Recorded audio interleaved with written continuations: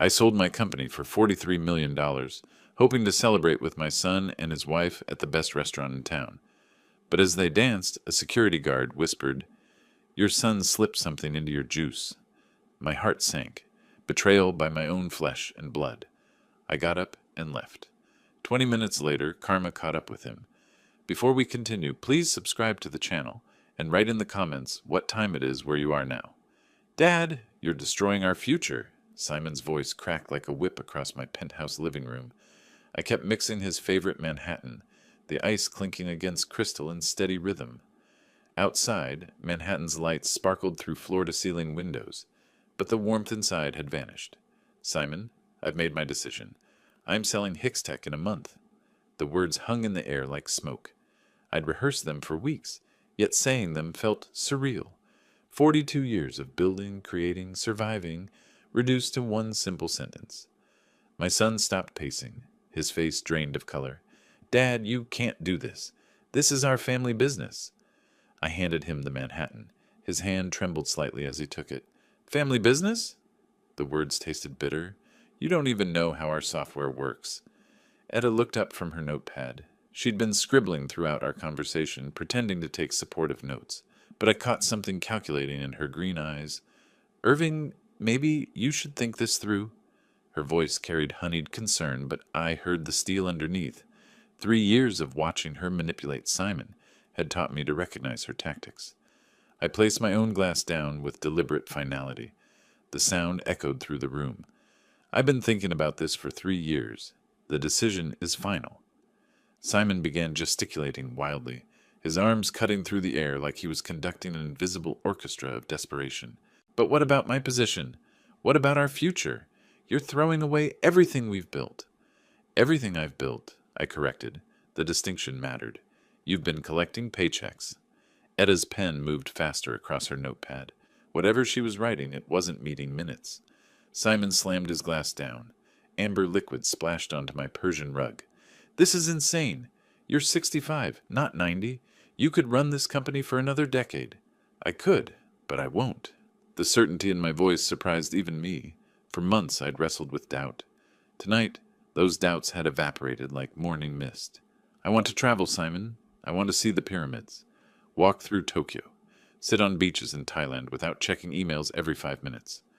"Hire a CEO then. Keep the company in the family." His desperation was palpable now. Sweat beaded on his forehead despite the evening coolness. "And leave you to interfere? To undermine decisions you don't understand?" Etta stood gracefully, her notepad clutched against her chest like armor. "Irving, surely there's a compromise here. Simon has worked so hard." I almost laughed. Hard?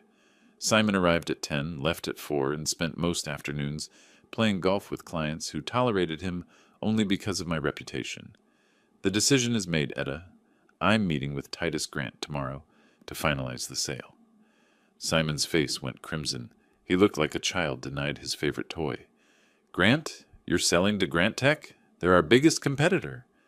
"They're offering $43 million. Cash." The number hung in the air like a prayer. 43 million. Enough to live like a king for whatever years remained. Simon collapsed into the leather chair by the fireplace, his head in his hands.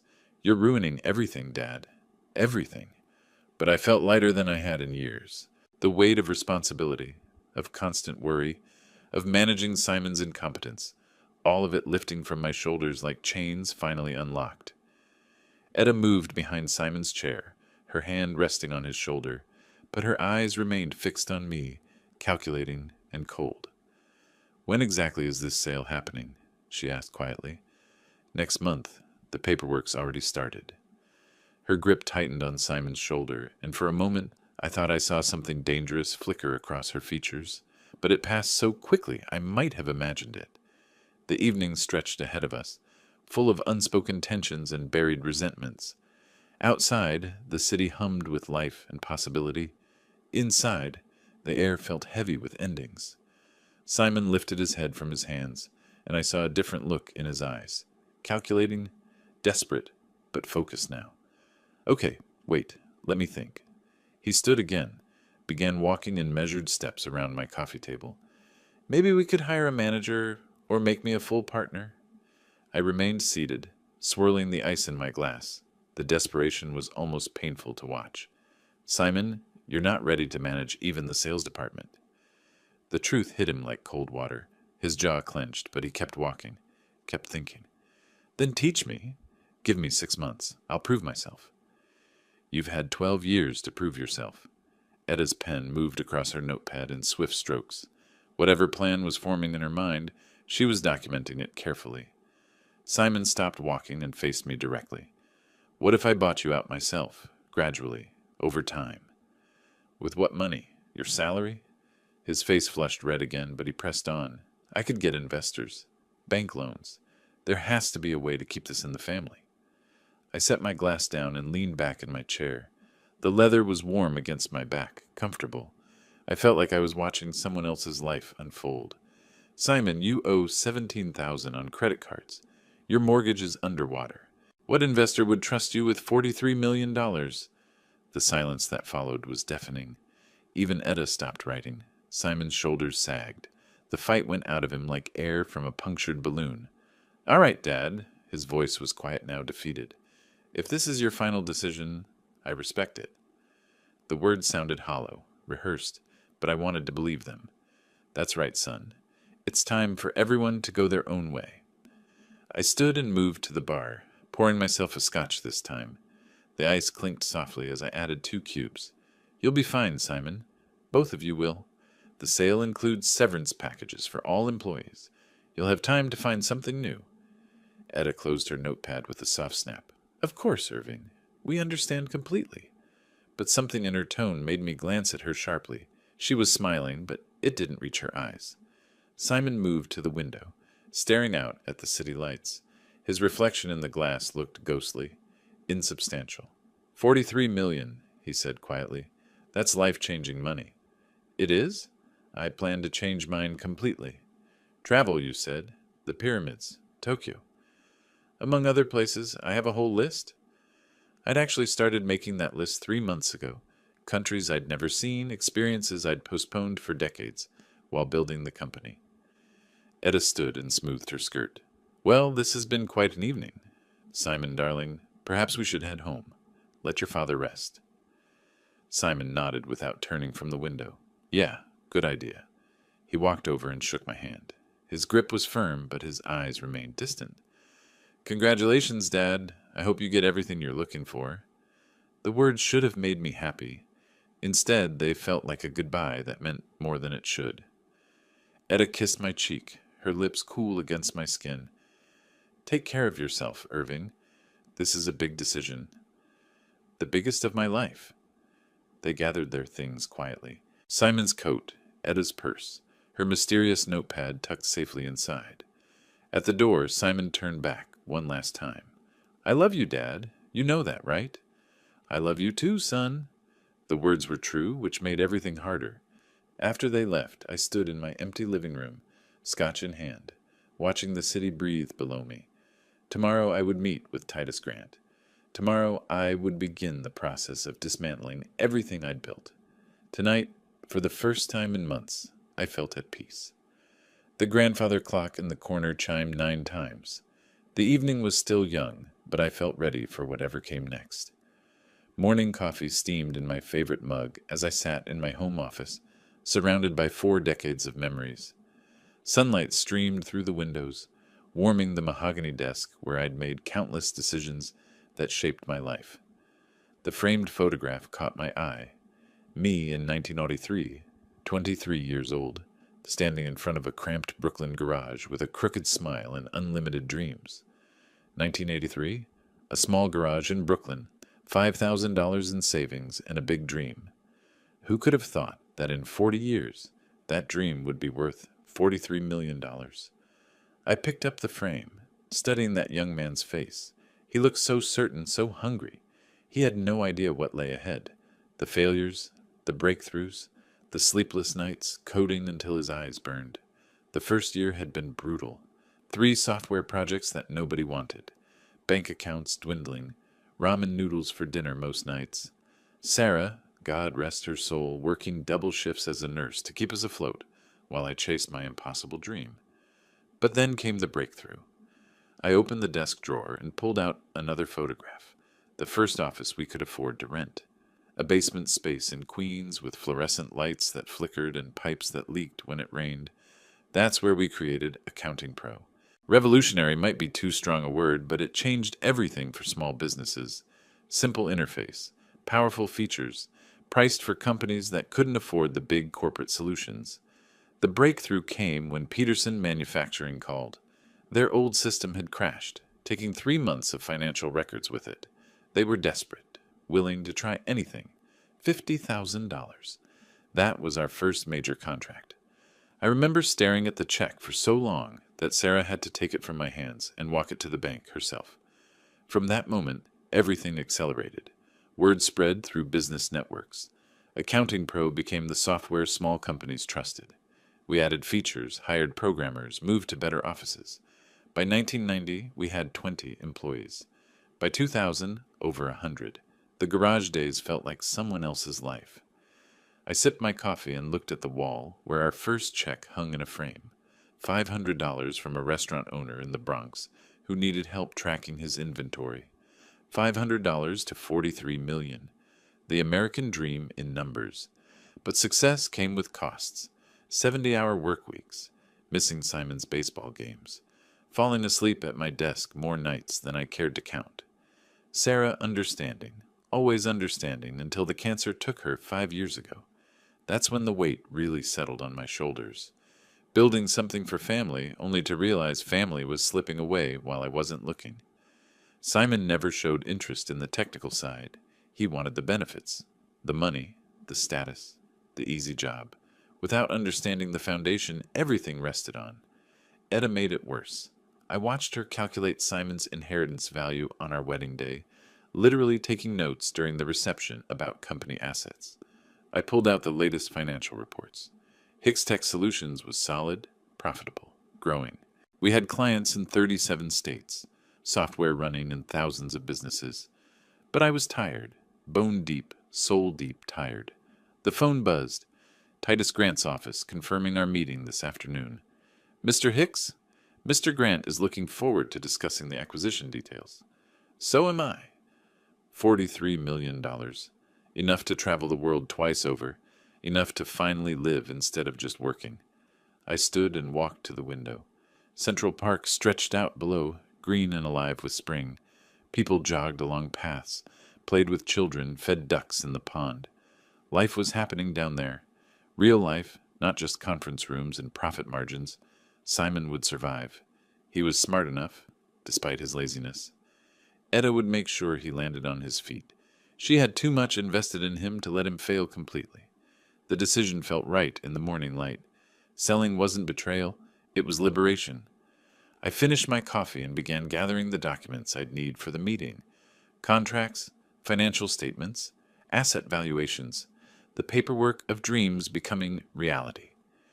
In a few hours, I would sit across from Titus Grant and begin the final chapter of this story.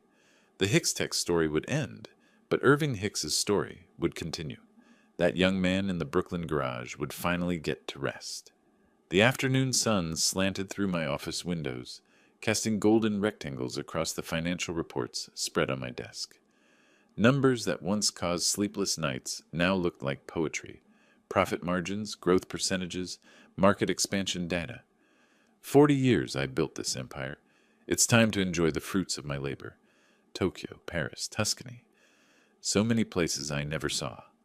I pulled out the world map hanging on my wall, running my finger along routes I'd dreamed about for decades. The cherry blossoms would be blooming in Tokyo this time of year. I could walk through Ueno Park, visit the ancient temples, taste real ramen from street vendors. My laptop displayed the final quarterly reports. Revenue up 18%. Client retention at 94%. Software downloads exceeding projections by 30%. Hicks Tech had become exactly what I'd envisioned in that Brooklyn garage, but the numbers felt distant now, like looking at someone else's achievements. I opened my desk drawer and pulled out a leather-bound notebook. Travel planning, something I'd never had time for during the building years. Paris first, I muttered, making notes in careful handwriting. The Louvre, Notre Dame, those little cafes Sarah always wanted to visit. Sarah, She would have loved this moment, seeing me finally step away from the desk that had consumed so many years of our marriage. She understood the drive, the necessity of building something lasting, but she also knew when enough was enough. The Tuscany section of my travel guide lay open beside the notebook. Rolling hills, vineyards, stone cottages where time moved at wine speed instead of New York speed. I could rent a villa, learn Italian, write the memoir I'd always postponed. My phone buzzed. Titus Grant's assistant confirming our meeting for Wednesday. 2 days to finalize everything. I closed the laptop with decisive finality. The Hicks Tech era was ending, but Irving Hicks's next chapter was beginning. Standing, I stretched muscles that had been hunched over desks for too many years. My body ached in ways that reminded me I wasn't 23 anymore. 65 years old, with maybe 20 good years left. 20 years to actually live instead of just work. The photo on my bookshelf caught my attention. Our company's first office Christmas party in 1987. 12 employees, including Sarah, crowding around a plastic tree in our Queens basement office. Everyone looked so young, so hopeful. Now we had over 200 employees across 4 offices.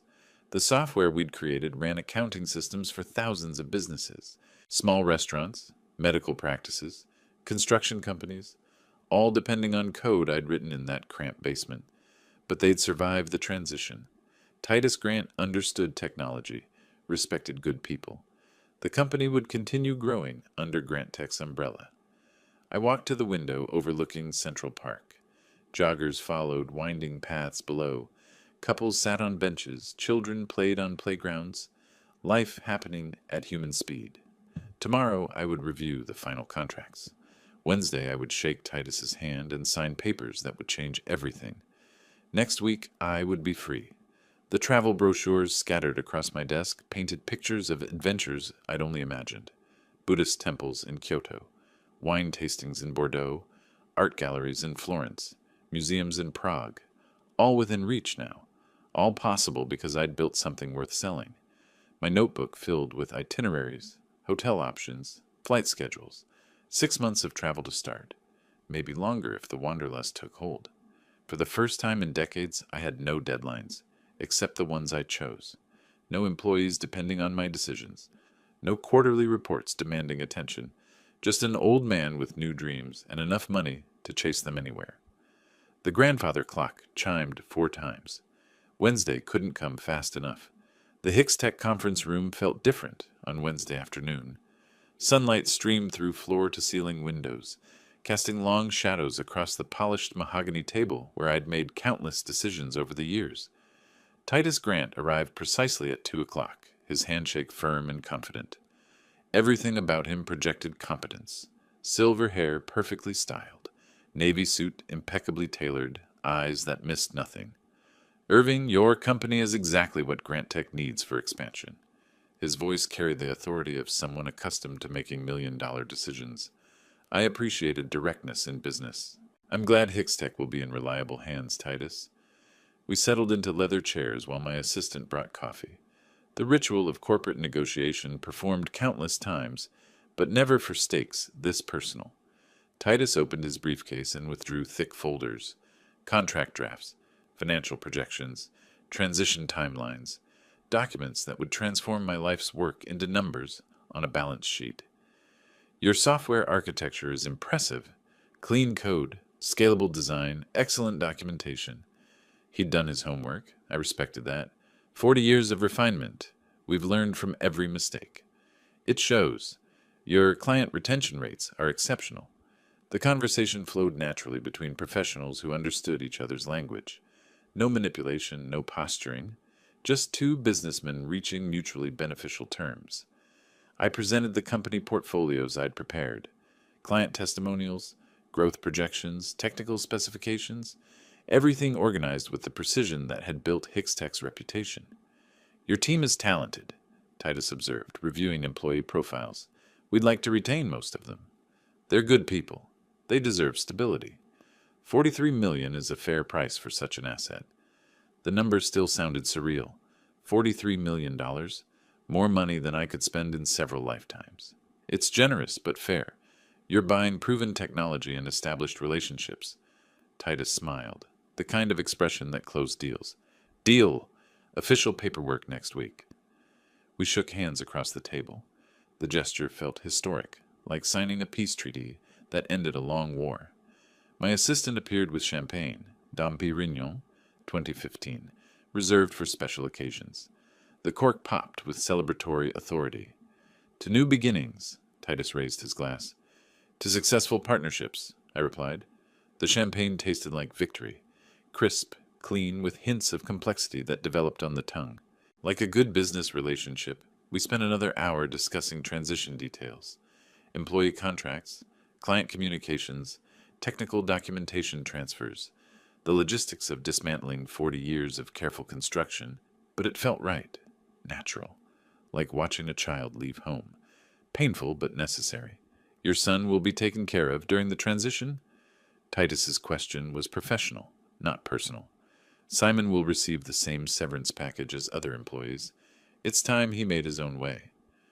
Fair enough. Independence builds character. The words carried wisdom earned through experience. Titus understood the balance between family loyalty and business necessity. By 4 o'clock, we'd covered everything. Preliminary agreements signed, timeline established, expectations clarified. Next Wednesday would bring final signatures and wire transfers. Irving, it's been a pleasure. You've built something impressive here. Thank you. I'm confident you'll take it even further. After Titus left, I remained in the conference room, looking out at Manhattan's bustling streets. People hurried along sidewalks, chasing deadlines and dreams. Soon I would join them, not as a businessman, but as someone with time to notice the world beyond profit margins. My phone showed 3 missed calls from Simon. He probably wanted updates about the sale. For once, I had good news to share. The champagne had left me feeling generous, optimistic about family relationships that had been strained for too long. Maybe this new chapter would bring us closer together.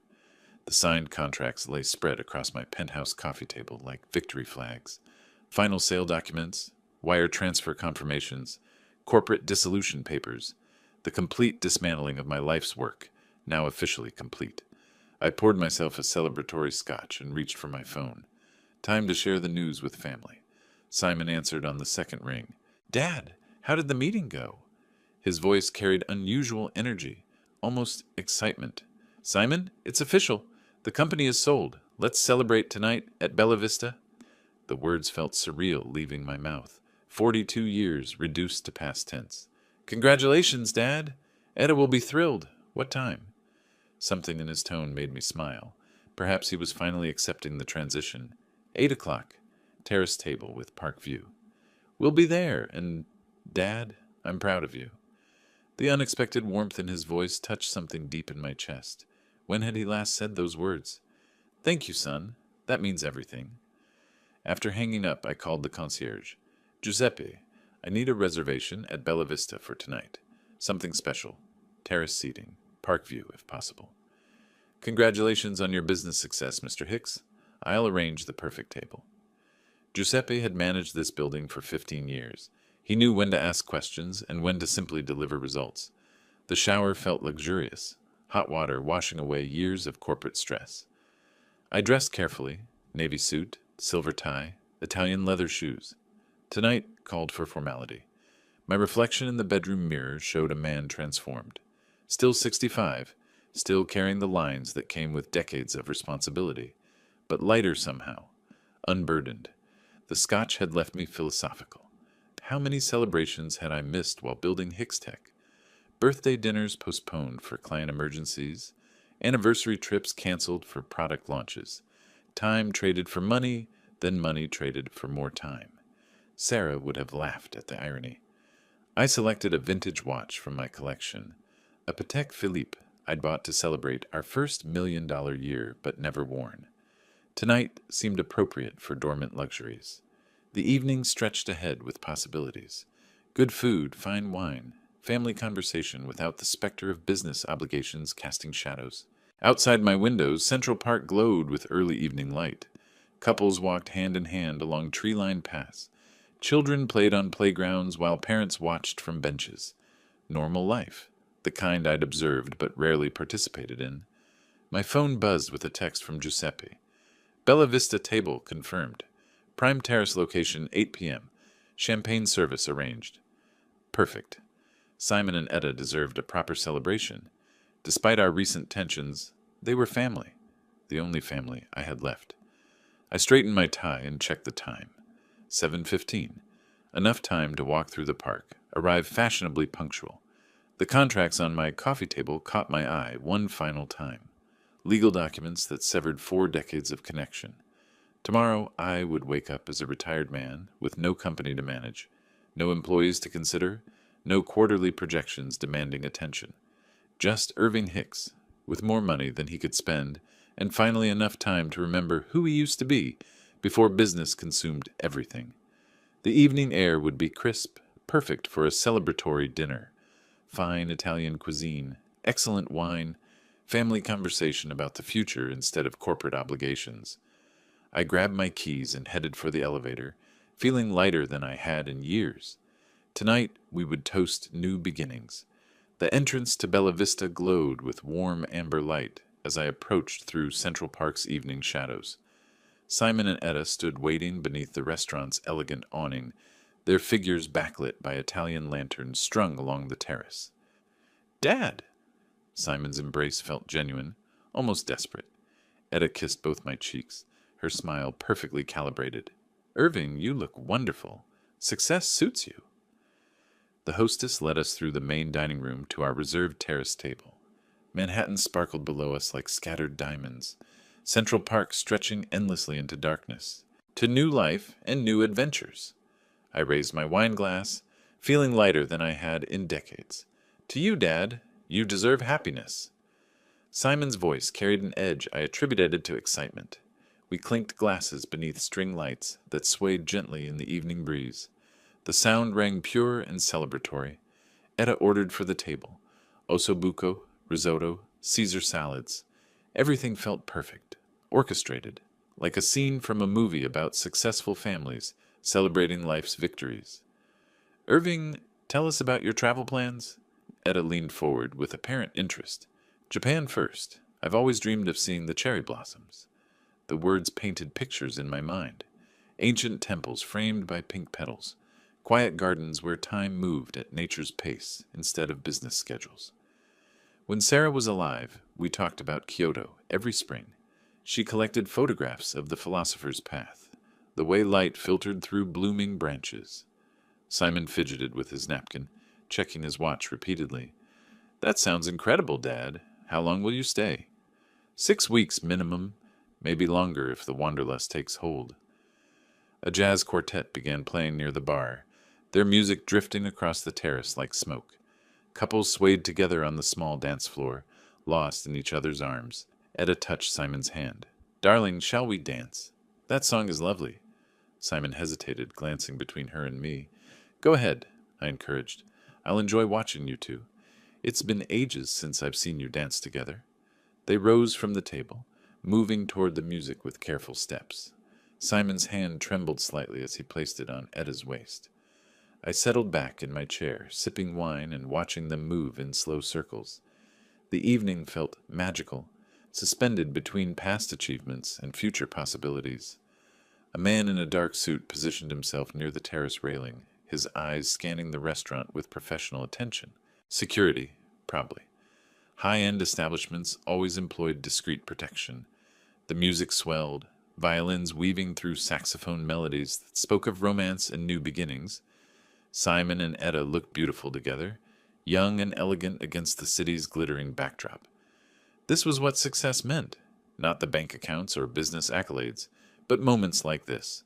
Family together, celebrating life's victories, surrounded by beauty and possibility.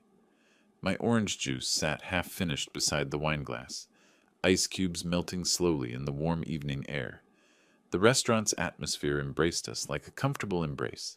Soft lighting, gentle conversation, the subtle clink of silverware against china. Other diners talked quietly at surrounding tables, their voices blending into a sophisticated murmur that spoke of prosperity and contentment. Tomorrow I would begin planning the Japan trip in earnest. Travel guides, hotel reservations, cultural research.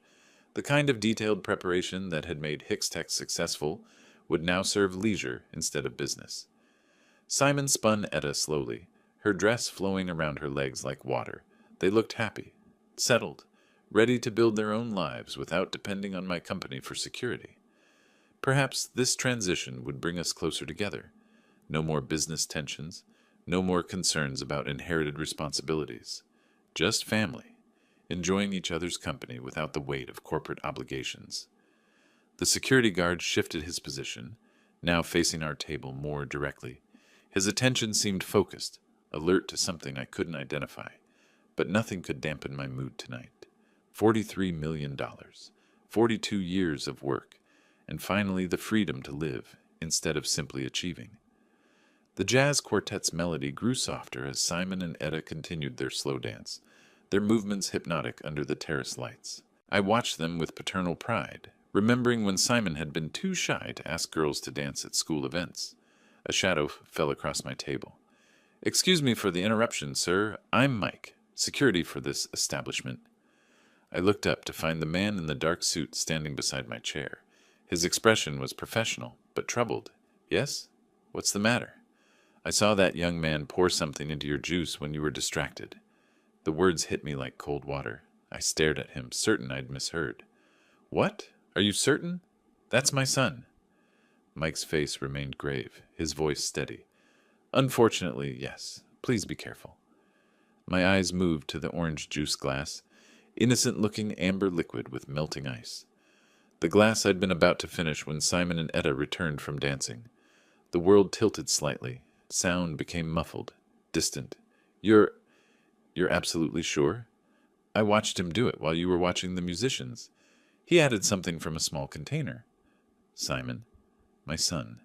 The boy I'd taught to ride bicycles, helped with homework, supported through college." "Sir, are you all right?"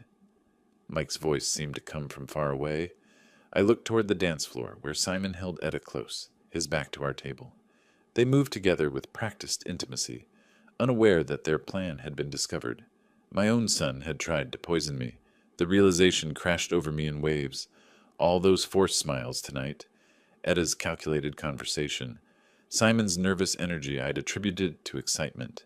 They'd planned this, probably for weeks. "Sir?" I forced myself to focus on Mike's concerned face. "Thank you. What should I do?" "Don't drink anything from that glass. Do you want me to call the police?" "Police. My son arrested for attempted murder. Headlines in the business journals. Public humiliation for our entire family." "No, not yet. I need to think." Mike nodded, understanding. "I'll keep watching from over there. If you need anything, just signal." He retreated to his position by the railing, but I could feel his attention focused on our table. My mind raced through possibilities. Confrontation would mean public scene, police involvement, media attention. Everything I'd worked to build, destroyed by scandal. But doing nothing meant accepting that my son had attempted murder. The music stopped. Simon and Etta began walking back toward the table, their faces flushed from dancing. Time slowed. I had perhaps 30 seconds before they reached me. Think like the businessman who built a $43 million company. Evidence. I needed evidence before making accusations that would destroy everything. My hand moved toward the orange juice glass, then stopped. Mike was right. I couldn't drink it, but I could preserve it. The small pill bottle in my jacket pocket. Heart medication I'd carried for years but rarely needed. I could transfer some of the juice, save proof of what Simon had done. My fingers worked quickly, unscrewing the tiny cap, while keeping my eyes on the approaching couple. "Did you enjoy the music?" Etta called out as they drew closer. "Beautiful," I managed, my voice surprisingly steady. 20 seconds. The pill bottle filled with orange juice, evidence of my son's betrayal, preserved in pharmaceutical plastic. I capped it, slipped it back into my pocket. 15 seconds. What to do with the remaining juice? The decorative plant beside our table provided the answer.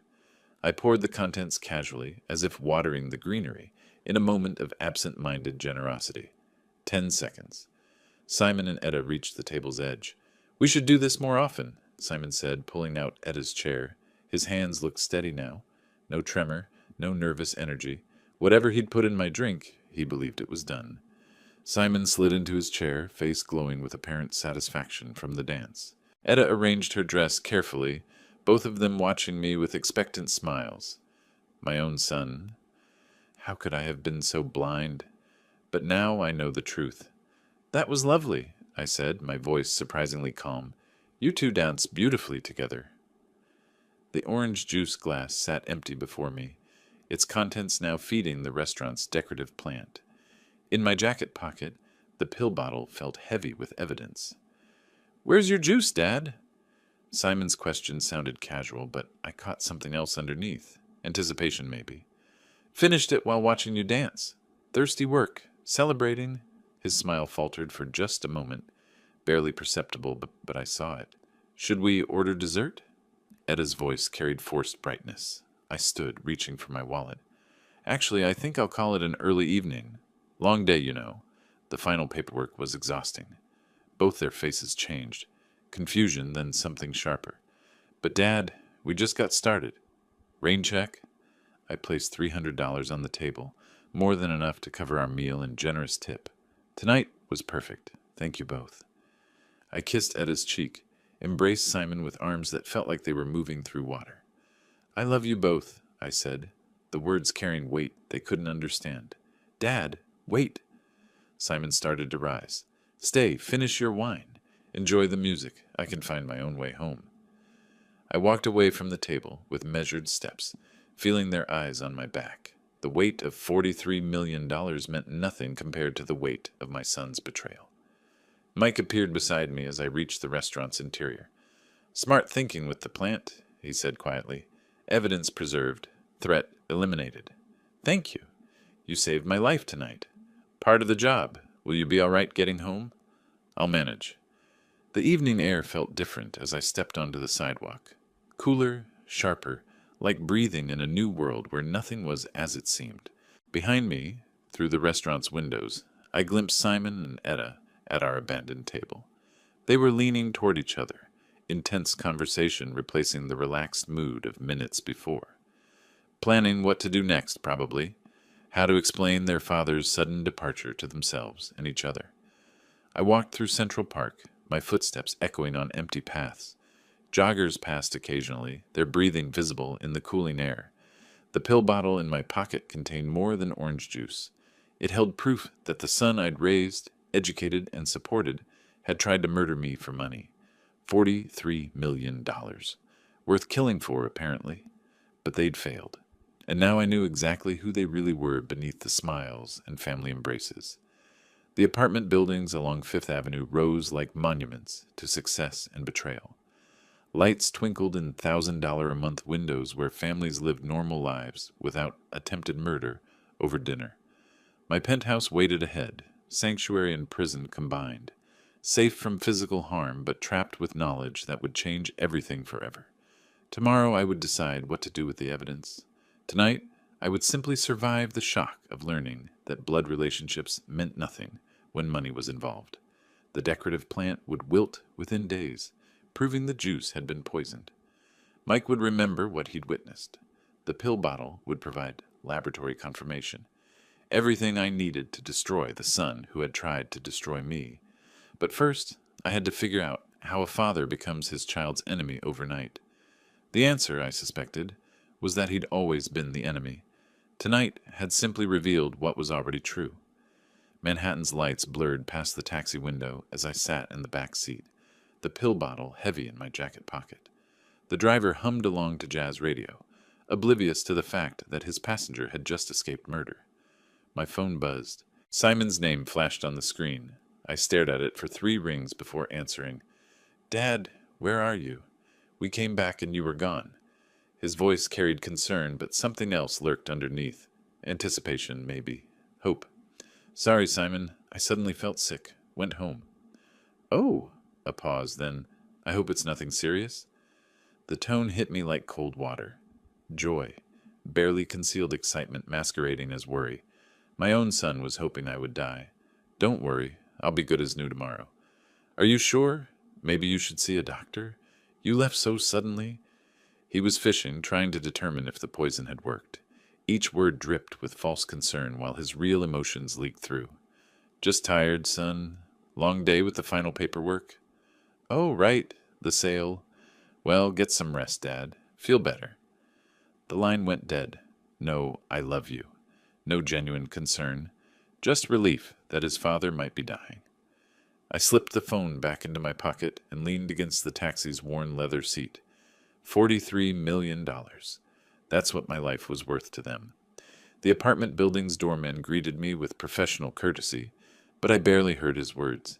Everything felt distant, muffled, like experiencing life through thick glass. My penthouse elevator climbed silently toward the top floor, carrying me away from the world where sons didn't poison fathers and family meant something more than inheritance calculations. Inside my apartment, I locked the door with unusual care. 3 deadbolts I'd never used before tonight. The pill bottle came out of my pocket like evidence from a crime scene. Under my desk lamp, the orange liquid looked innocent enough. Vitamin C and attempted murder mixed in equal parts. I placed it carefully in my safe, next to insurance papers and stock certificates. Evidence of betrayal worth more than any financial document I'd ever protected.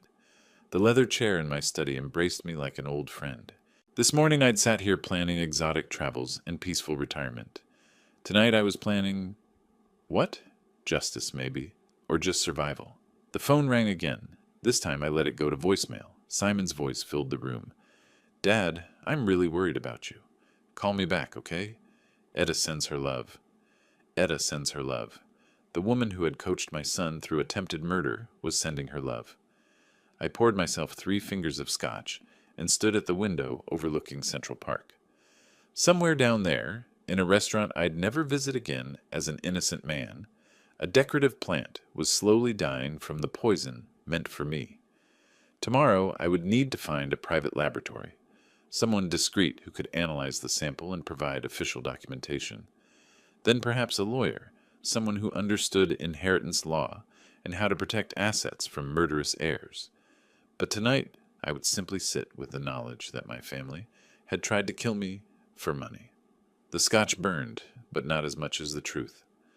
Outside, the city hummed with normal life, people having dinner, watching movies, calling relatives with genuine affection, a world where family bonds meant protection instead of danger. My reflection in the window looked older somehow. The man who'd celebrated business success a few hours ago had died at that restaurant table.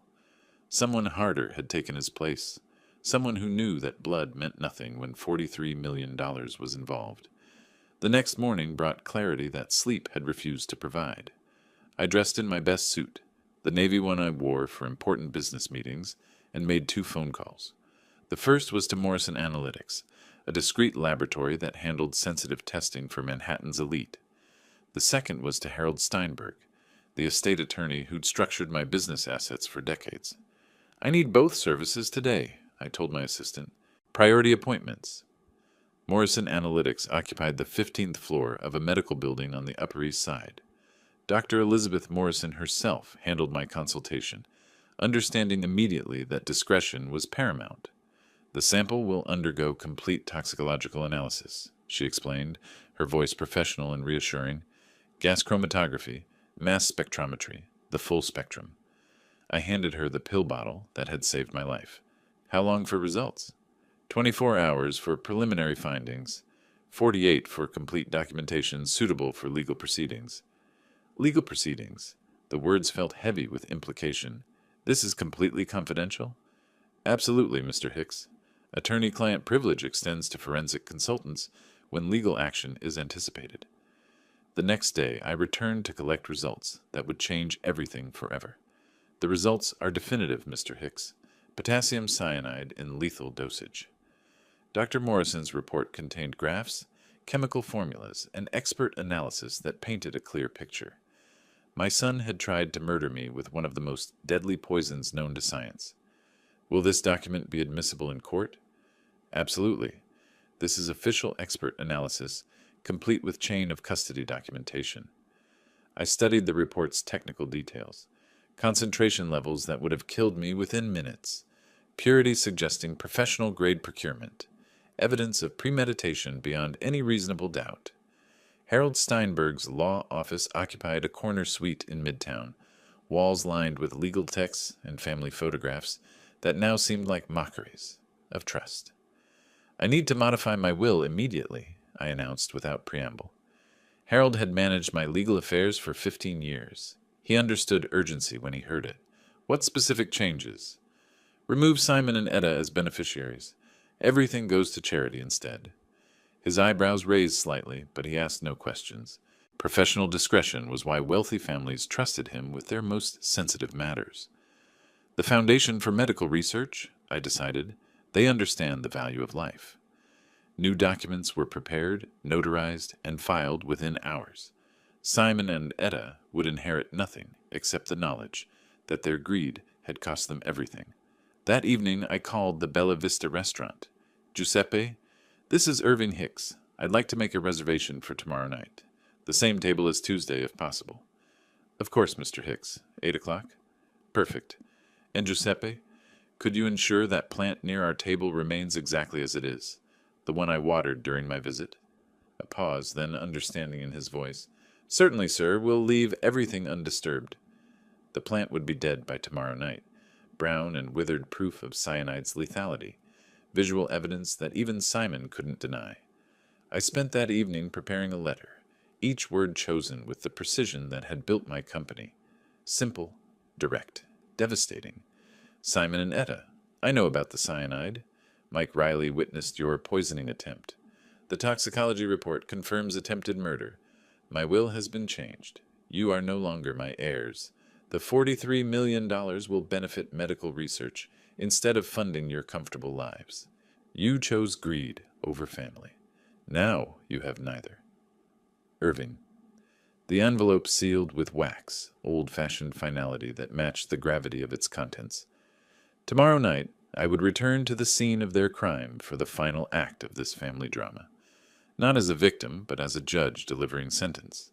Justice served at the same table where betrayal had been attempted. The irony felt appropriate.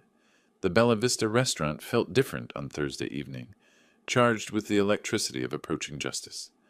I arrived precisely at 8 o'clock, the sealed envelope tucked inside my jacket like a weapon.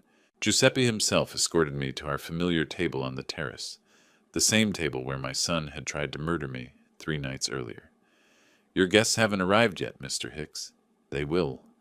I positioned myself facing the entrance, the envelope placed deliberately beside my water glass. The decorative plant nearby had turned brown and brittle, its leaves curled and lifeless from Tuesday's poisoned irrigation. Perfect evidence. Simon and Etta arrived 10 minutes later, their faces carrying the subtle satisfaction of people who believed they'd gotten away with murder. Simon wore a black suit that seemed premature mourning attire. "Dad, you look... well..." Surprise flickered across his features. "Better than expected, you mean?" They settled into their chairs, Etta smoothing her dress with hands that had helped plan my death. The evening breeze carried the scent of dying flowers and betrayed trust. "How are you feeling?" Etta's voice dripped false concern. "Simon was so worried about your sudden illness." I gestured toward the withered plant. "Interesting what poison can do to living things, isn't it?" Both pairs of eyes followed my gesture, landing on the brown, twisted remains of what had been healthy greenery 3 days ago. Simon's face drained of color. "That plant received a special watering Tuesday night," I continued conversationally. "Orange juice mixed with potassium cyanide. Same mixture you intended for me?" Etta gripped her napkin, knuckles white against the starched linen. I lifted the envelope, holding it like a judicial document. "This contains everything you need to know about your failed attempt." Simon's hands trembled as he accepted the envelope. His fingers fumbled with the wax seal, finally tearing it open with desperate urgency. I watched his face as he read, witnessed the exact moment hope died and reality crashed down. His mouth opened and closed wordlessly, like a fish drowning in air. "What is this?" His voice cracked on the question. Etta leaned over, reading the letter that destroyed their future in clinical, businesslike language. "Dad, wait. This was all Etta. I didn't want to—" "Stop." My voice cut through his desperate lies like a blade. "Mike Riley saw you pour the cyanide. The toxicology report confirms attempted murder. You chose money over family. I stood looking down at the son who had tried to kill me and the woman who had orchestrated it. You wanted my $43 million? Medical research will benefit from it instead. You wanted me dead? You're dead to me instead. Simon rose halfway from his chair, panic making his movements clumsy. Please, Dad, I can explain. Goodbye, Simon. Forever. I walked away from the table without looking back, leaving them with their destroyed dreams and the evidence of their crimes. Behind me, I heard Simon's voice rise in desperate pleading, but the words meant nothing now. Giuseppe appeared at the restaurant's entrance as I approached. Will you be returning, Mr. Hicks? No. My business here is finished. The evening air felt cleaner as I stepped onto the sidewalk. Central Park stretched ahead, full of honest shadows and straightforward darkness. No hidden poison, no murderous relatives, no betrayal disguised as love. Just the beginning of a life where family meant nothing and justice meant everything. My phone would ring tonight, probably many times. Simon and Etta would beg, threaten, promise anything to change what had already been decided. I would let it ring. $43 million had bought me more than retirement. It had bought me the truth about who my son really was, and the freedom to live without pretending that blood was thicker than cyanide. The city lights twinkled like scattered diamonds as I walked home, alone but no longer vulnerable.